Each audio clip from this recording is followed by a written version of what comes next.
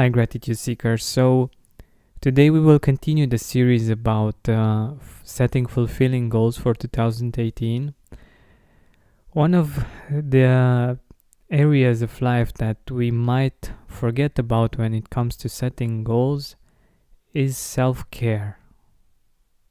And it can be either concerning your mind, your body, your emotions, your spirit. And it's something that if you don't plan, you might not find the time to do it. If you're the more organized type and you write down your to-do list or you write down the things that you want to do in general, usually you think about the things that need to be done, that are urgent one way or another, and this part just doesn't fit the list usually.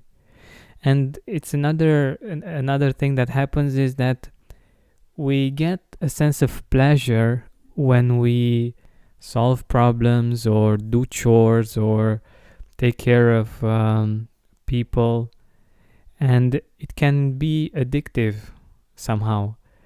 And we can focus so much on that we don't remember that self-care is also important.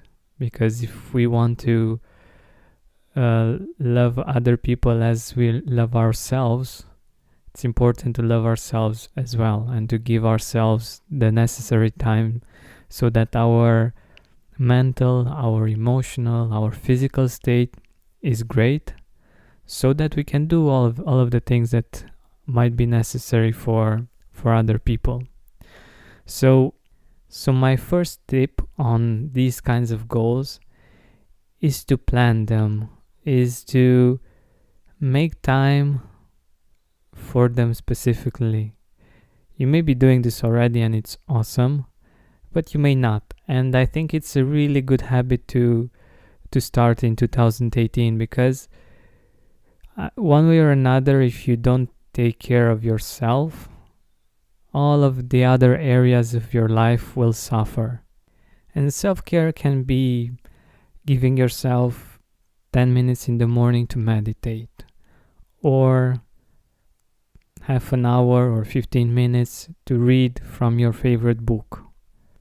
Or it can be one day a week to have time for yourself, to just think about things, to plan things ahead, to have some time in which you are not interrupted, in which you can go inside and leave your emotions and find out who you are and what you want, and give positive direction to your life.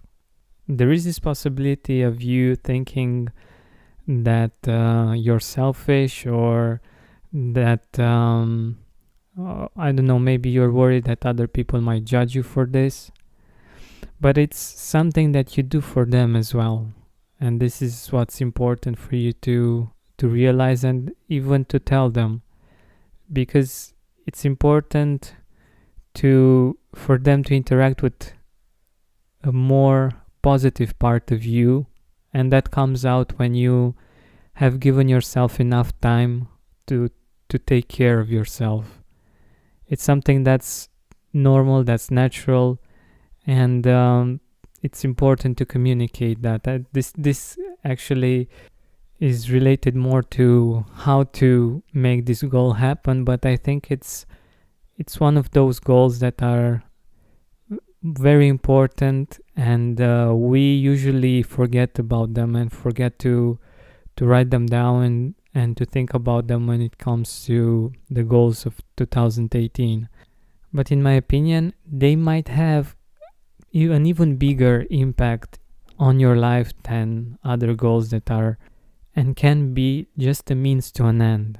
For instance, you might want to have more time to take care of yourself, and you think, okay, in order for me to be able to do this, I need to earn more. Let's say I need to earn $1,000 a month more than I already do, so I can do this.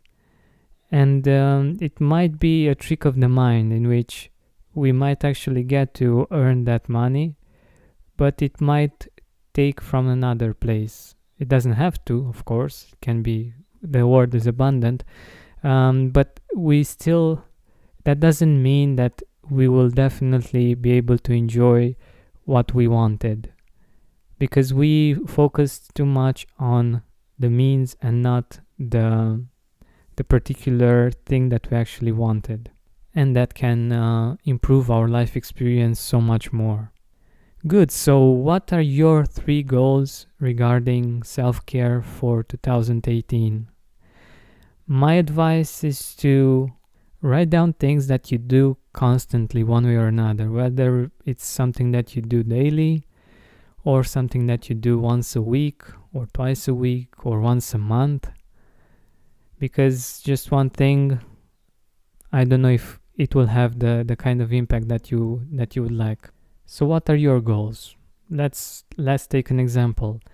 I'm grateful now that I'm going to a yoga class each and every week, in which I can spend time with myself, in which I take care of my body, of my mind, of my spirit.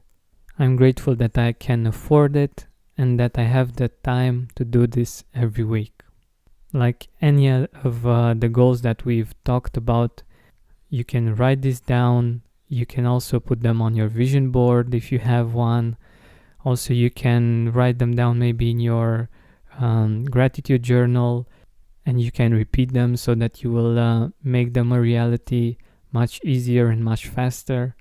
Be creative. You can also use images and focus on the feeling when you see an image. For instance, let's take this example. When you see an image of someone going to a yoga class, you can definitely find one really easily, and you can imagine how you feel when you go to that class. So there are all kinds of things that you can do to make this process more fun, more engaging, and in which you can make this a reality much faster. I'm sure that you have great ideas that I can't even think of. So that's it for today. I hope you enjoyed this episode, and you're going to write your goals down. And I would love to hear from you when you actually get to make it happen, to make them a reality. Thank you so much for listening. Have an amazing day. And like always, if you've enjoyed this episode, I would be really, really grateful if you would share it with your friends, with your family. And if you already did so, thank you so much for spreading the word, for helping me and this project, and for spreading gratitude. Thank you so much. Have an amazing day.